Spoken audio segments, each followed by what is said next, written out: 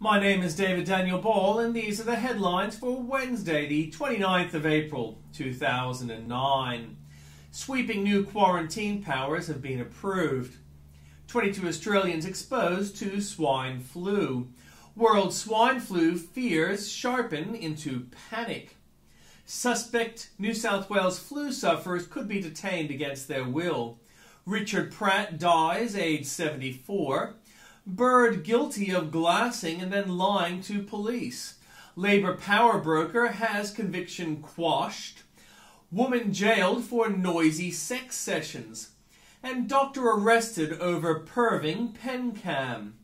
And in comments from Piers Akerman, ABC concocts global warming. The ABC, the megaphone for every fashionable cause, is not giving up its advocacy for global warming. On Lateline last night, reporter Margot O'Neill made the following statement in relation to the success of Professor Ian Plimmer's new book, Heaven and Earth. The claim that global temperatures have dropped since 1998, thus disproving a warming trend, is one of many rejected emphatically by the world's climate scientist, David Carrolley.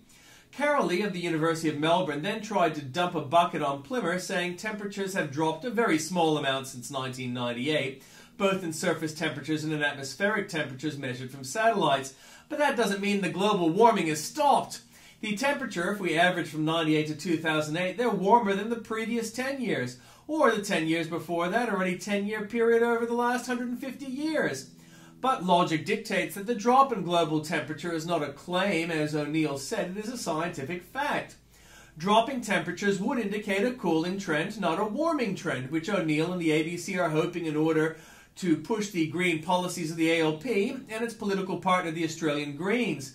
Carrolley's remark has nothing to do with science. It is a personal political view, purely speculative and absolutely meaningless until temperatures start to rise again. That's your ABC, spinning as fast as it can.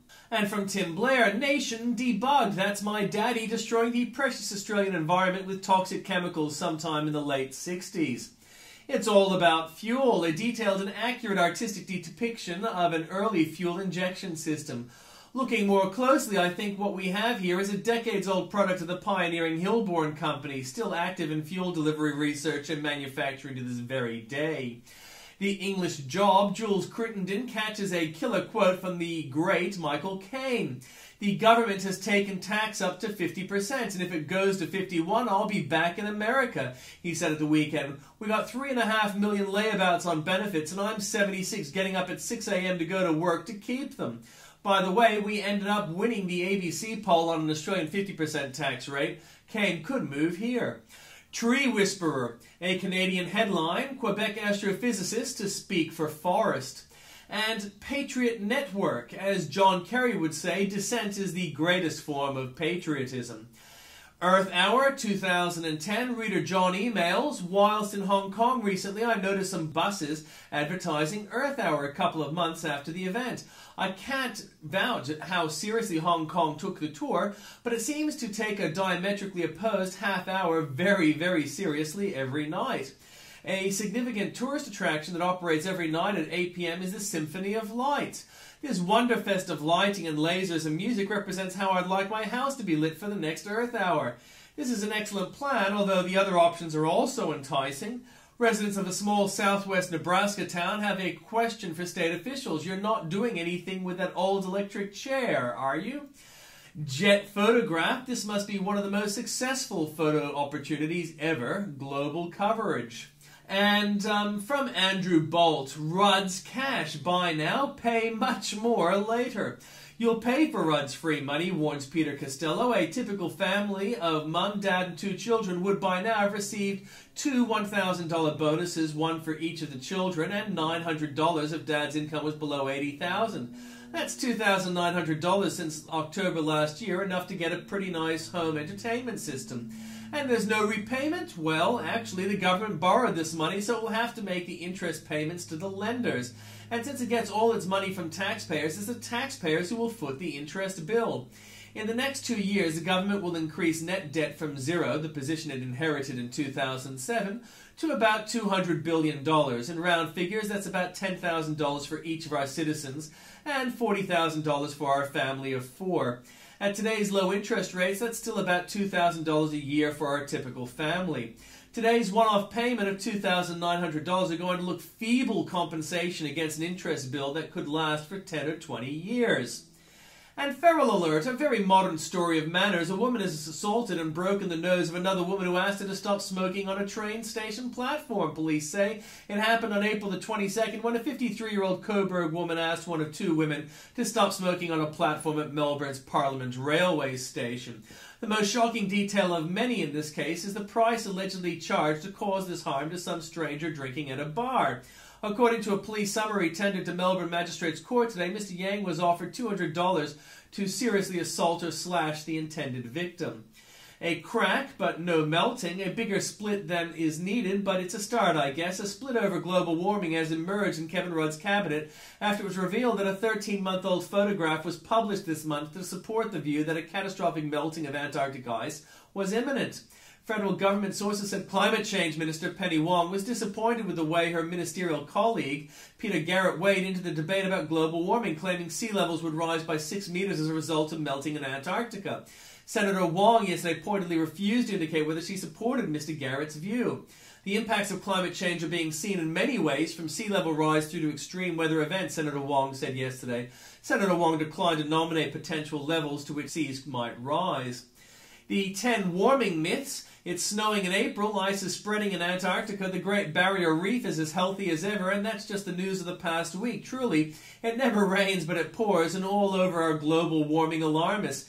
Time's up for this absurd scaremongering. The fears are being contradicted by the facts and more so by the weak. Doubt it? Then here's a test, and there's more for you there at that link. Democrats forget they approved this torture. A powerful defense by Porter Goss, worth reading in full. Since leaving my post as CIA director almost 3 years ago, I've remained largely silent on the public stage. I'm speaking out now because I feel the American government has crossed the red line between properly protecting our national security and trying to gain partisan political advantage.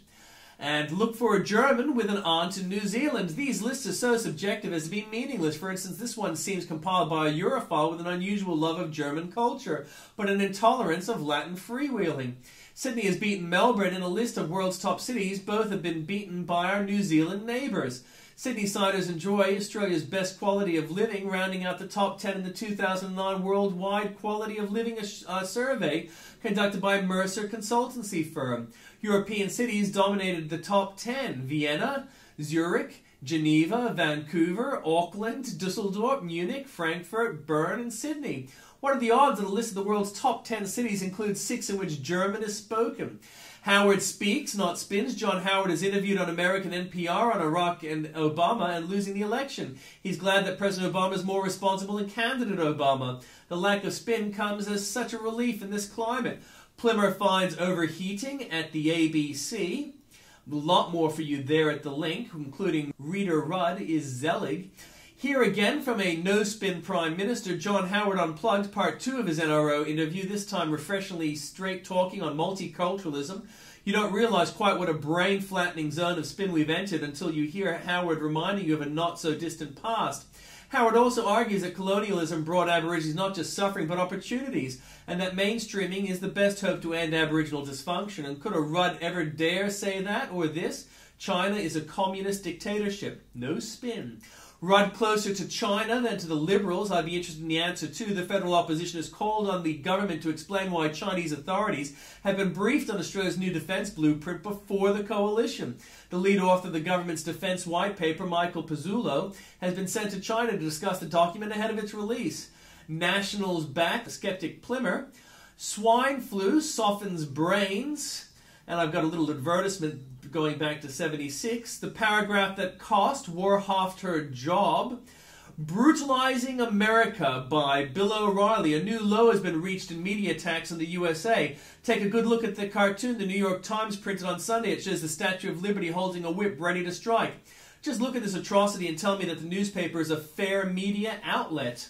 A lot more there for you at the link.